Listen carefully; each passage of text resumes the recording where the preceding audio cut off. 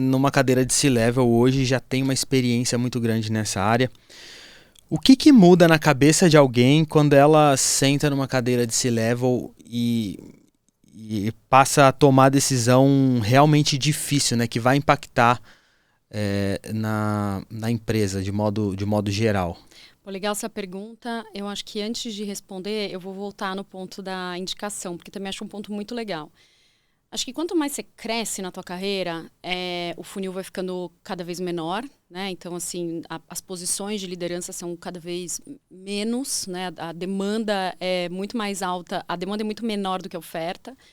E você vai colocar pessoas chaves que são pessoas que você confia. Eu acho que tem um ponto de confiança que é muito relevante quanto mais você sobe. E é muito engraçado, porque quando eu voltei para o Brasil, acho que já me aconteceu várias vezes antes de ter sido indicada para algumas posições e tal, ou recomendada, né? Mas quando eu voltei para o Brasil e me conectei, especialmente com mulheres no início, mas depois com executivos que já tinham passado na minha vida antes e tal, eles foram me indicando, dizendo, cara, você devia bater um papo com a Michelle. E assim eu virei consultora sem querer. Depois eu vou contar um pouco dessa história.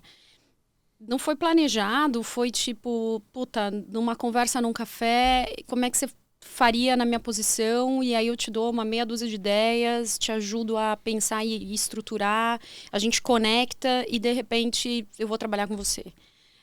Acabou de acontecer recentemente também. Então, eu sinto que quanto mais você sobe, mais você precisa de pessoas que você confia, né?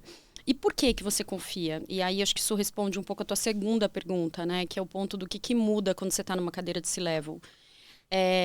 Muda o impacto que você tem no negócio, muda o impacto que você tem na vida das pessoas.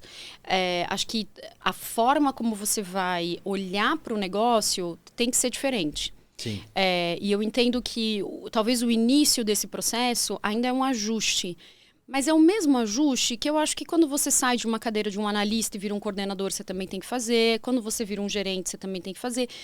A tua percepção das coisas, ela precisa dar essa mudada, essa virada de chave. O que eu acho que acontece, especialmente na posição do C-Level, ou deveria acontecer, é que você vai trazer alguém que está um pouco mais pronto. Tá. Que já tem um pouco mais dessa visão ou do negócio, ou da estrutura como um todo, ou porque a pessoa, de repente, é um puto especialista naquilo que ela faz, mas tem uma visão um pouco mais ampliada.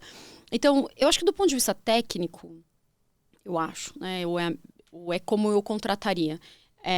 Você precisa trazer alguém que está mais pronto, que já passou, né? Ele já não é mais... E como você mede isso? Cara, sensacional, assim, eu acho que você mede com os resultados que a pessoa entrega, mas especialmente com a influência que ela tem na organização. Influência. Eu acho que influência é uma coisa muito importante. Assim, Gostei. saber fazer stakeholder management, entender quem está na tua organização, entender quem são as pessoas chaves. E veja, pessoas chaves não significa o cara que vai ser a diretoria, né? Pessoas chaves são as pessoas críticas para o negócio acontecer. Porque isso faz com que você entregue os resultados que você precisa entregar e que você faça mais pelo negócio. E um outro indicador, que para mim é muito relevante, é você não olhar só os seus indicadores. Porque você tem que olhar a companhia como um todo. E não necessariamente, dependendo da empresa que você vai estar numa área que vai ter o olhar holístico, né? Uhum. Muitas vezes você vai estar numa área que teu KPI, sei lá, está em vendas. Teu KPI é vender, né? Você não está olhando pro resultado total da organização. Você não está olhando para EBITDA. Você não está olhando para como é que está a experiência do cliente.